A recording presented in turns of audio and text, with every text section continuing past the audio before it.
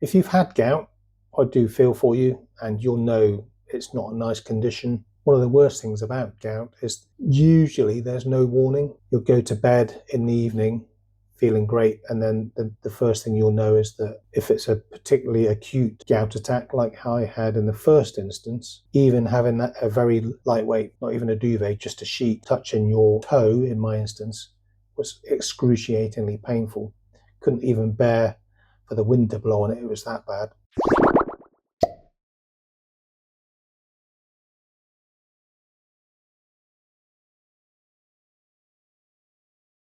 If you've ever had gout, you'll know it's a hideous condition, really painful, comes on suddenly. And so the last 3 days, I've just been either sat in bed with my foot up on a cushion or sat on the sofa with my foot up on a footstool on a cushion. And I've also spent the last 3 days researching all the good stuff about what foods to eat, what drinks to drink, what foods not to eat, what drinks not to drink. And it's an absolute minefield. I think I've whittled it down to maybe 2 simple things. Stay away from alcohol and don't eat foods that are high in fructose. Aside from that, avoid foods that are high in purines, things like red meats, offal, lots of fishes, shellfish, stuff like that. So my plan currently is stay off all of the bad foods completely as much as I can until the gout's disappeared. And then once the gout's disappeared, we can then start looking at bringing back a sensible diet where I can actually eat meats, fruits, drinks, and even from time to time. I do like my beer, I do like wine, and I think,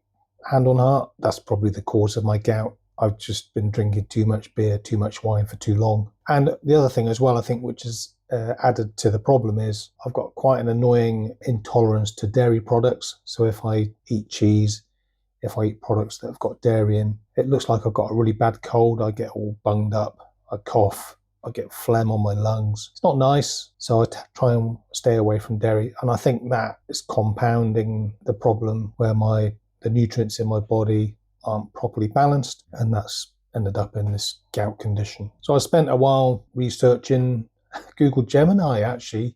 I haven't used it much before. I've used that over the last few days as my gout counsellor, and I've actually found it's actually a really useful tool. And the initial attack, my ankle swelled up massively. Got to be honest though, the pictures 3 days after the initial attack, I couldn't get my shoe anywhere near to being on my foot. Couldn't put my foot on the floor at all. Couldn't hardly bear for anything to touch my skin around the swollen area. If you're interested to know how painful it is, you can just Google it. So I've got some useful stuff here. So top 5 drinks to get rid of gout. So number 1, green tea. Number 2, low fat or skimmed milk. That's really not an option for me with my dairy intolerance. Lemon water. So this is basically a small glass of warm water and then squeeze the juice of a fresh lemon into that. I tried it on the first day. I nearly vomited everywhere. Day 3 now, and actually I find it's okay now, provided you don't try and drink it too quickly. And I'm drinking that in place of the orange juice I would have every morning. Orange juice is full of fructose. I'll tell you in a minute why fructose is bad. Herbal tea, this is a good one to get rid of gout. So chamomile, lavender, green tea, hibiscus tea, all sound actually quite nice. And another good one is coffee. Obviously, you don't want to put loads of sugary stuff into your coffee. No sugar, no syrups. So black coffee's good, maybe with a bit of skim milk. And then the other great thing to get rid of gout and keep gout away is drink plenty of water. So according to the research I've done, what I think's happened to me and what's caused me to get the gout is 2 things. The first thing is I've overloaded my kidneys. And what that means is if you're drinking lots of alcohol, if you're eating lots of sugary foods, which I think I have been doing, the alcohol and the fructose gives your kidneys a massive challenge in terms of they need to get rid of those. They're basically toxins. They need to get rid of those toxins. And while they're spending so much time getting rid of those toxins, what they're not then able to do is to spend much of their resource. I'm talking about my kidneys like they're a CPU on a computer, but that's kind of the way they work. Your kidneys have a capacity to deal with stuff. Once you max out that capacity, they can't deal with stuff anymore. So what's happening is kidneys are working hard on processing the alcohol, processing the fructose. There's very little capacity left for the kidneys to deal with the purines and the uric acid, which is generated by consuming those purine-rich foods. So what happens is the kidneys can't process it, So all it can do is pass it through to your blood system. And then obviously over time, that uric acid builds up and forms crystals in your blood system. And those crystals, it seems weird, but again, the research, according to the research I've done recently over the last 3 days, those crystals, because they're heavy, they'll just flow down through your circulatory system and they'll settle the lowest point of your body, which is your feet. And that's why most gout attacks happen in your joints around your big toe, your ankle, your heel. They're the lowest points on your body.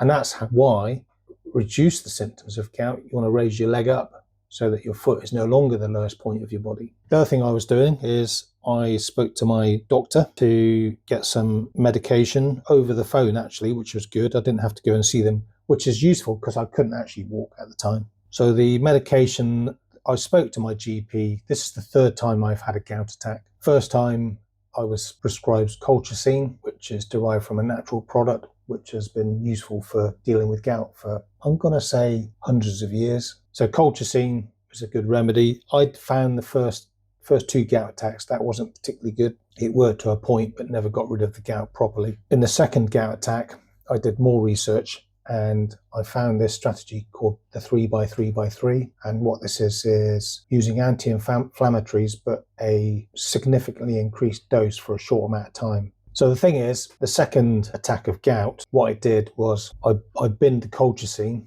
and instead I went for the 3x3x3 anti-inflammatory system. What this is you take a intense course of anti-inflammatories 3 times a day for 3 days. And I found it didn't clear it completely, but that settled down the gout to a point where I could then walk. And the reason I'm mentioning that is because ibuprofen is available over the counter.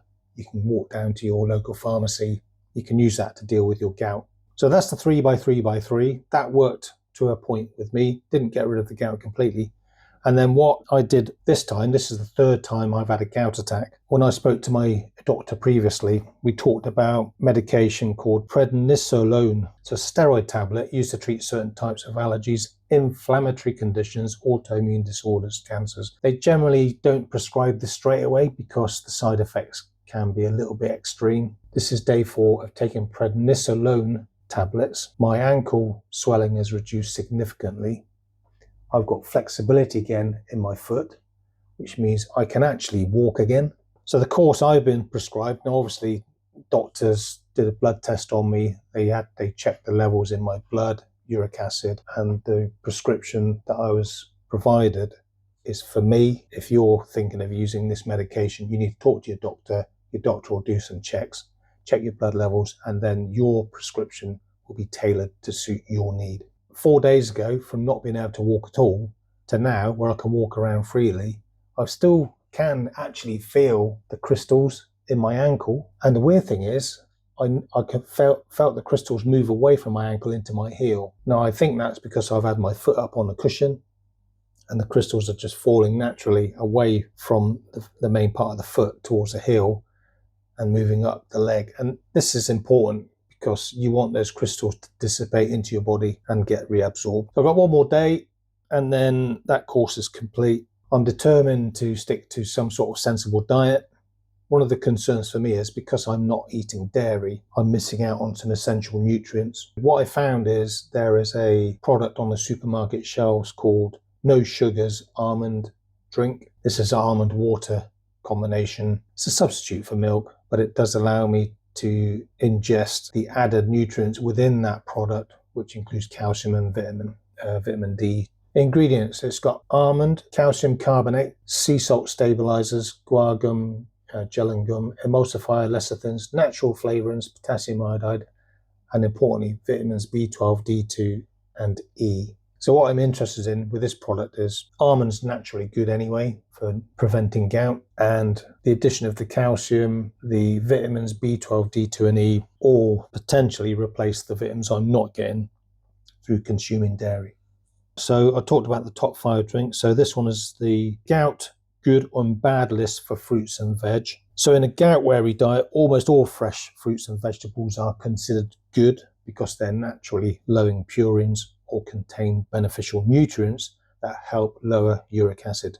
While some vegetables contain higher purines, studies from the Mayo Clinic and the Arthritis Foundation consistently show that plant-based purines do not increase the risk of gout attacks the way animal-based purines do. So here's the good list. These provide high benefit, and these options actively help lower uric acid and reduce inflammation. So top fruits are berries. These are rich in anthocyanins that lower uric acid and reduce inflammation. Grapefruits, lemons, kiwis, they've got high vitamin C content, and these help the kidneys excrete uric acid. You need to be careful with the sweeter fruits because they contain high levels of fructose. So you need to be careful that when you're consuming, say, oranges, you eat the flesh as well as the juice. Good vegetables, these have all got very low purine levels. These are alkaline forming, which aids uric acid neutralization. And then we've got healthy fats in things like avocados, which also contain vitamin E, and they have a high level of anti-inflammatory monosaturated fats. Pineapple, but we've got to be careful there because, again, that's high in fructose. So it's worth taking pineapple in limited quantities. But it contains bromelain, which potentially helps reduce joint swelling. These following ones aren't especially bad, but they should be considered to be on the caution list. So if you're feeling like your gout is potentially flaring up, or you feel like you're about to have a gout attack, avoid these or just eat them in moderation anyway. So purine-rich vegetables should be consumed in moderation, avoided completely if you're having a gout flare-up or think you might be about to have one. They're safe for long-term health, but definitely limit them during attacks. We've got high oxalate vegetables. These can be a concern if you're also prone to kidney stones. And then we have high fructose foods. Mentioned these a moment ago with regards to oranges. When you eat these fruits, they taste sweet, and that's because they contain natural fructose, much more than natural berries do. So large amounts of fructose can trigger uric acid production. And then last of all, we've got the avoid list. So stay away from these if you're worried about potential gout attacks. Fruit juices without the fiber, the pulp, is difficult to absorb by your body, and this can cause a build-up and spike of uric acid. Tinned or canned fruit, because of the high amounts of fructose again in the syrup and in the fruit juices. And then the last one, which was a bit of a surprise to me, dried fruits. And if you're eating these constantly, the drying out of the fruit concentrates the sugars in the fruit. So having a small portion is fine, but eating these a lot is not a good idea, again, because of the buildup of natural sugars. Foods that have a higher glycemic index potentially can make your kidneys work harder. Just mention briefly about what I was talking about with regards to fructose. So from a point of view of your body and how it processes sugars, there's really two types of sugar which you should think about. There's good sugar, which is sucrose. Sucrose is good because it can be absorbed directly in our blood, and fructose is bad because your body has to turn it into fat and sugar storage because it can't be directly absorbed in our blood. And my plan to do two things. One is to reduce my gout to being non-existent. That's my first plan. And the second step is to make sure that I'm careful to have a properly balanced diet so that the likelihood of a gout attack coming back is reduced. I don't expect it to not happen ever. I'm 58 now. At my age, my lifestyle, where I do like to have a beer, I do like to have wine, I'm not planning to stop that completely. I just have to be careful. I need to consider a balanced diet when I'm planning my food intake. But what I'm doing right now, step one, reduce the gout to being non-existent. So here's my shopping list that I'm planning to stick to for the next probably 2 or 3 weeks until the gout's completely gone. Because of my non-dairy diet, I use a sunflower spread. Salad, that's a big high on the list. Although tomatoes potentially, I think it's undecided whether tomatoes does or does not trigger gout. So I'm going to avoid tomatoes for a little while. Instead of having white rice and white pasta, I'm going to switch to whole grain rice or whole meal pasta. Generally, most pasta sauces are tomatoes or cream based. Can't have cream, that's a big no-no for me on my non-dairy diet, and I'm avoiding tomatoes. For now, I'll probably produce my own sauces. Got no idea what I'm going to do, but how hard can it be, right? Peanut butter, obviously no added sugar. Fresh almonds, I've been eating these for a while. These are unsalted. Fresh salmon. So salmon was on the not eat list, but you do need some protein. and in sensible quantities. Salmon is a lower risk food with respect to other seafoods and shellfish. Seeds for snacks. They're a good source of vitamins, nutrients, things like flax seeds, linseeds, chia seeds, hemp seeds, pumpkin seeds, sunflower seeds. They're all good for snacking. And they're also good for adding to boring foods to make them a bit more interesting for your palate. So that's kind of what my shopping list looks like at the moment. If you're over 50 and your diet isn't properly balanced, or you're drinking lots of sugary foods, sugary drinks is particularly bad, or you're drinking too much alcohol, or you're drinking alcohol consistently, these are all potentially triggers for gout attacks. So my advice is be careful, be conscious of what you're eating when you're eating it, and then a really easy way to balance out the bad stuff is with the elixir of life, which is water. So if you are going out with your friends, you're celebrating, you know you're going to have 3 or 4 beers, a few glasses of wine. My advice is this: drink as much water as you can before you go out. When you are out, in between each pint of beer or in between each glass of wine, mix it up with an equal quantity of water. So glass of wine, glass of water, pint of beer, pint of water. All that's doing is allowing your kidneys an easier time, reducing the alcohol content in your system so that your kidneys have got more chance of processing that without being overloaded.